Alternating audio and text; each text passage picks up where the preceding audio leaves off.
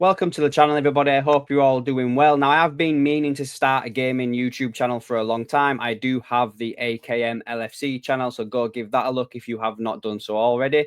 And if you do like this, guys, obviously like the video, subscribe, and leave me a comment down below. So, what a better time to start this gaming YouTube video regarding everything gaming with the Phil Spencer interview over on Bloomberg, where he speaks about, the future of Xbox, and there's no red lines with certain games going to other consoles.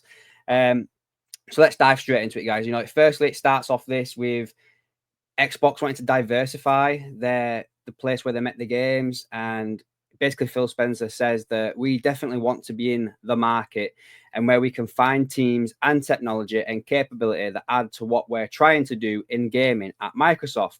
Absolutely, we will keep our heads up, Spencer said.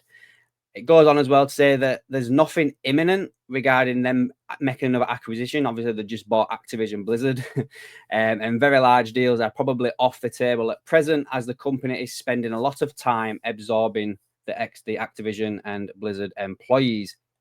Now, for me, when I first saw this and first read this before I even got down to the China bit, I kind of thought that a target potentially for Xbox could have been private division, as Take-Two have said that they've basically sold that off already.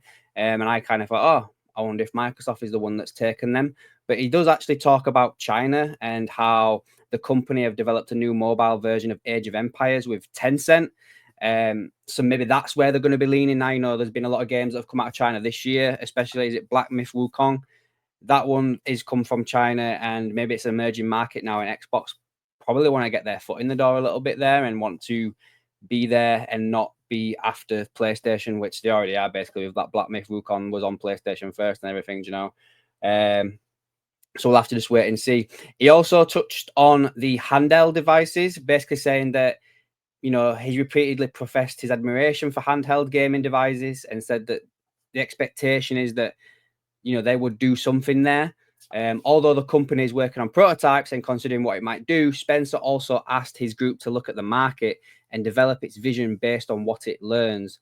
And such a device, he basically said, is a few years out. Now, for me, we did hear from Sarah Bond at the Summer Game Fest type area thing, where they basically were saying that they're going to reveal some sort of new hardware this year, and we had the Xbox console with the bigger hard drive and everything. But I kind of think this is a little bit close, and this is a bit more company speech where he's saying it's a few years out. A few years out for them could mean announced next year, released obviously in 2026. So we'll have to wait and see with that one. But I think I'd be all over an Xbox handheld console, to be fair. We'll have to just wait and see what happens with it. And then lastly, guys, obviously he touches on the whole game thing, where they have now basically started releasing games over on PlayStation. They've had, I can't remember how many games right now. Is it like 5, 7 games out there right now on PlayStation and Nintendo? And he's basically just said that he won't rule out any game in the future going to these consoles. He's quoted here as saying, I don't see any sort of red lines in our portfolio that say thou must not. But he has said that it's a bit too early to make any sort of decision regarding the next version of Halo. Now, my opinion on all of this is I personally believe that the next Gears of War E-Day will launch on PlayStation. I think the next Halo will launch on PlayStation. We've got Indiana Jones coming out next month or late this month, and it's coming straight onto PlayStation within 6 months' time. Doom Dark Ages is coming out on PlayStation day and date. So it wouldn't surprise me, guys, in all fairness, if the next Halo and the next Gears of War does launch over on PlayStation. Now, then the argument obviously is will Xbox get anything back from PlayStation? And right this minute, right now, I don't see that happening because what's the need? I get that there's the money to be made over on Xbox, but the Xbox community, they don't really buy games. It's just all on Game Pass. That's just from people I know that have got Xbox anyway. None of them really buy games anymore. They just wait for it to come onto Game Pass.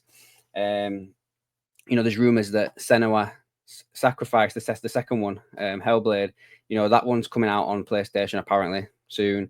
I wouldn't be surprised if Starfield's on PlayStation next year. So it's just one of those where I just kind of think that Xbox is not really into the exclusives full time anymore.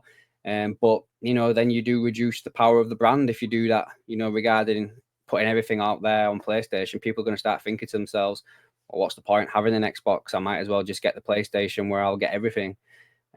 But you know, that's a decision for them to make, and us just to make a decision with our own pocket and money and everything. So anyway, guys, hope you've liked this first video. I know it's a little bit all over the shop, but I will hopefully get a little bit better with a little bit more time speaking about gaming. Hope you have a great day, guys, and most importantly, take care of yourself, take care of each other, and I'll catch you in the next one.